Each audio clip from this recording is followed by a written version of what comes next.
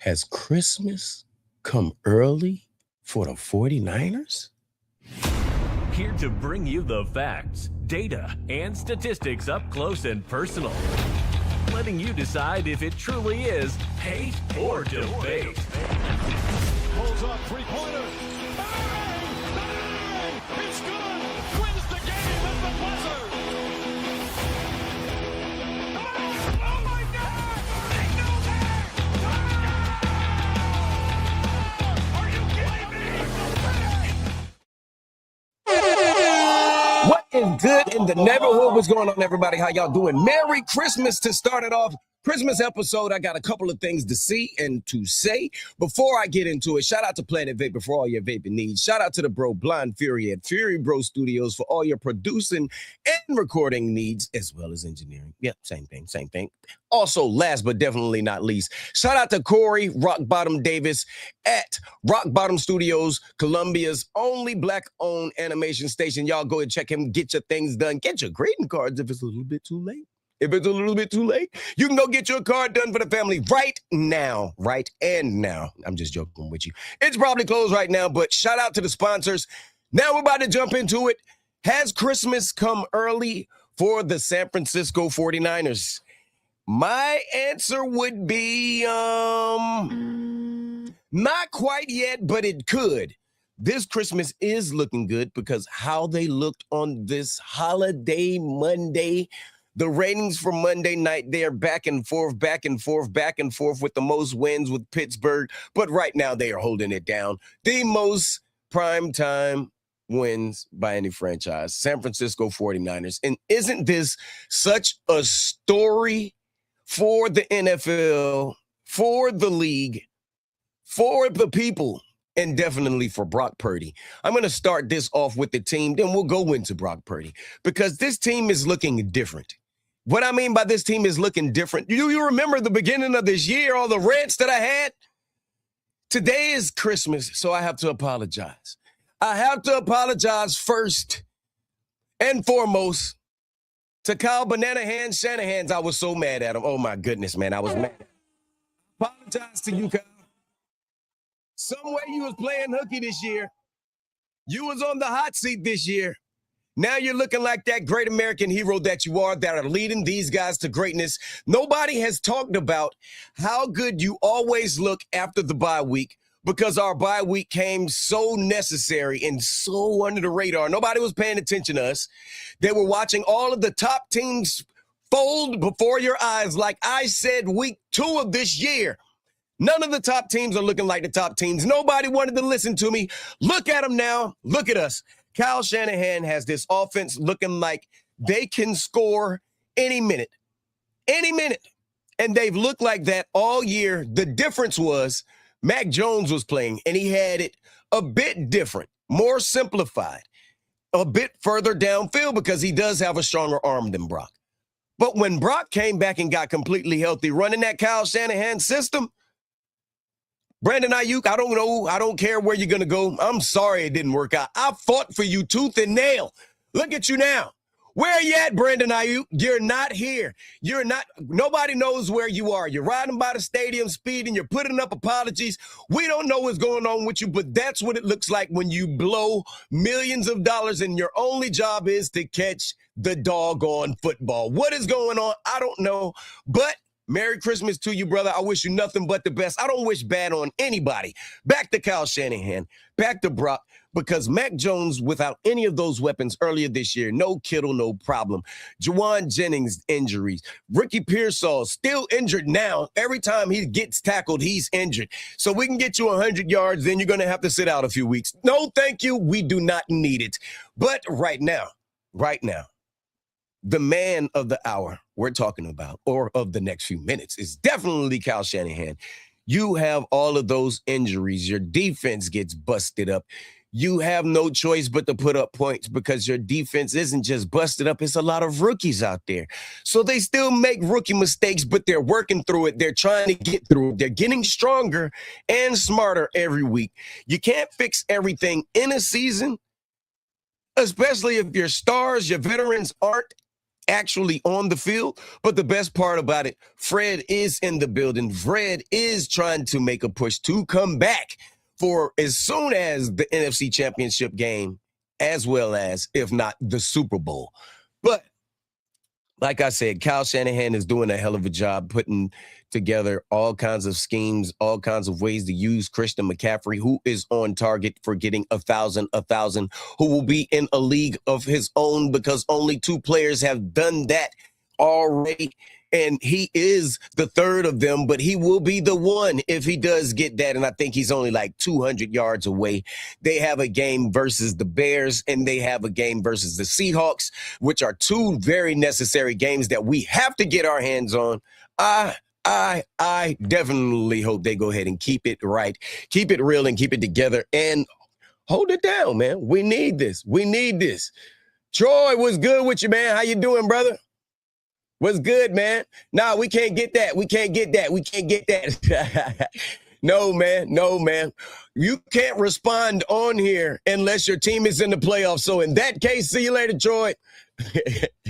What's good, man? What's good? What's going on with you, man? How you feeling today? Merry Christmas, man. Merry Christmas to you. Happy holidays to everybody that's watching, tuning in, and back to where I was. We're going to go from Kyle Shanahan to Brock Purdy. Because, man, oh, man, I owe him the biggest apology outside of Kyle Shanahan. And I owe him apology because I said he was not worth $40 million and 1 cent. This was while I was upset that he threw 4 interceptions, that he can't throw a wet football still, and he still doesn't have a big arm. But what he did last game, and if this is the new standard for the Brock Purdy that is back now with no turf toe, maybe him and Kyle Shanahan was playing hooky all year. Let's just stick around. Then we'll turn it up at the end. We'll turn it up at the end. Troy, you definitely can watch, man, but only from the sideline. Shout out to the Cowboys. But yes, Brock Purdy is. There's only been 2 quarterbacks in like 35 years that has thrown 5 of them, like he says, in one game, and it was Brock Purdy, it was Steve Young, and it was the one himself, Joe Montana.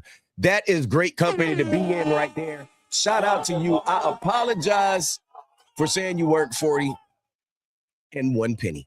But I will say this, if this is the way that you're playing, you are worth every bit of the contract that you're getting, and I'm glad that you got it.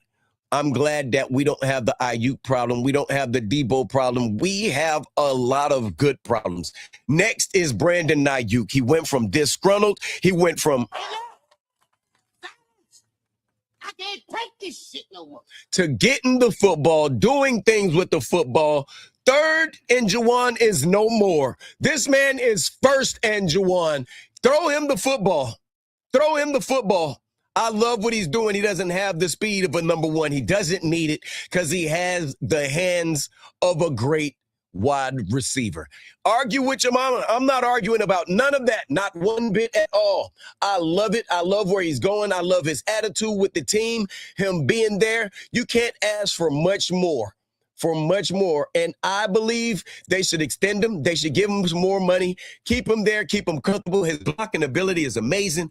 I remember a couple of plays Monday night where oh my goodness, our line has completely changed. This is amazing what this 49ers team is doing. Not just they're blocking by their receivers, Kittle, Juwan Jennings, even Kyle Juszczyk, the fullback. He's been doing a great job, but this offensive line has changed before our very eyes, ladies and gentlemen. I have never seen them look this good in the last 2 years.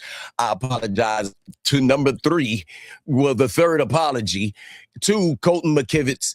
This guy looks like, he was almost cut. He was on the practice squad. He came back. This guy was injured. This guy, right now he's got that side looking good. He is worth the money that they're giving him. They drafted this guy. I'm sorry for the harsh things that I had to say, but I wouldn't have said them if you wouldn't have gave me those harsh things to talk about. So we're going to move on from that right there and talk about the greatest one who I don't have to apologize for. That is Robert Saleh. And yeah. Troy, man, you already know his love over here, man. We family, man. We family. And yeah, man, hold on. Let's see. He says, in the center of earth is hot, is the bottom of the ocean cold. That right there, he said, if the center of the earth is hot, why is the bottom of the ocean cold? Maybe that's because it's still surface level. At that point, I'm not sure. I could be wrong. I don't know, man. I'm no good to that Miami Wick, man. Shout out to you, man. Good question. But everybody, Robert Saleh deserves a coaching position. He really does. I hope that he chooses to stay because he still has the bad taste in his mouth. Pause from being in New York. That was a travesty. He should have never went. I was mad when he left. Shout out to D'Amico Ryans. He did a great job after Saleh left. Then he left. Oh, man. He's doing pretty good in Houston, though. But the Aaron Rodgers and Rob Saleh saga just really didn't kick off. I think it could have been really, really great because when you look at what the 49ers have on that defense right now and what Robert Saleh has them looking like, man, this guy right here is nothing but the truth. Complete the mission. He's completed every mission. I'm talking about before he got there. Get the fuck out of here. It was my story every week. I feel like slapping a nigga today. It was over, man. It was over. I didn't have much to say to anybody. You can ask everybody that was here with me, man. Every single person, man. But right now, just like I said earlier today, get those keys. Go ahead and crank it up, man. We riding. The bandwagon is outside, man. Rob Saleh's got those keys. The special team is right behind us. We are in the car. We are in the car, and we are on the road. Where are we on the road to? First, we got 2 games. The first one is the Bears. Great team. Caleb Williams. Ben, come on, man. They've been doing great things this year. They found out how to win in every way that a football team could find out how to win. But that's not messing up. Story. Y'all got to go for us to go. So you're getting out of here. I'm telling you that right now. Get him out of here. Wait, where is it? Where is it? Who the fuck is this? Right now. Get him out. We don't need him. We're getting them out of here, man. We are definitely getting them out of here. And after that, you got the Seahawks. We're going to dial up some pressure. Some way, somehow, we're going to dial up some pressure. We're going to get Sam Darnold to throw us a couple of interceptions. We're going to end up with those 2 games because that's all it takes for us to get that number 1 seed in the NFL. And do you know what happens if they do that? That means starting next Sunday, San Francisco can play at home. The following week, they can play at home. When the playoffs start, they would have a bye week, and then they would have 2 more games at home. And then the Super Bowl at home. What are you talking about? What a story. I'm telling you about it because I will be here for it. I will be here for it, and I'm ready. I am ready. I don't know about y'all, but I am ready for this. I am excited. I want us to do this for the people that weren't good enough to stick around, for the people that weren't faithful, for the guys that was just there for the gold and not there for the red, the blood, sweat, and tears. You can keep on going. Don't look back. 13 minutes of fame in the books. I'm at 14 right now, but I'm going to give you one more. Shout out to all of the teams that are still in it. Shout out to the teams that fought hard that are not in it. Make sure y'all hug y'all loved ones very tight. Hold them close. If not any day of the year, make sure this is the day. If you got a bad relationship with a friend, go ahead and mend it. There's a lot of people that didn't wake up today. They're not able to tell their loved ones Merry Christmas. So I'd like to say this to each and every one of y'all, as well as the Hater Debate family. Merry Christmas to all. Happy holidays. We'll see you guys soon. Here to bring you the facts, data, and statistics up close and personal. letting you decide if it truly is hate or debate. Pulls up three-pointer.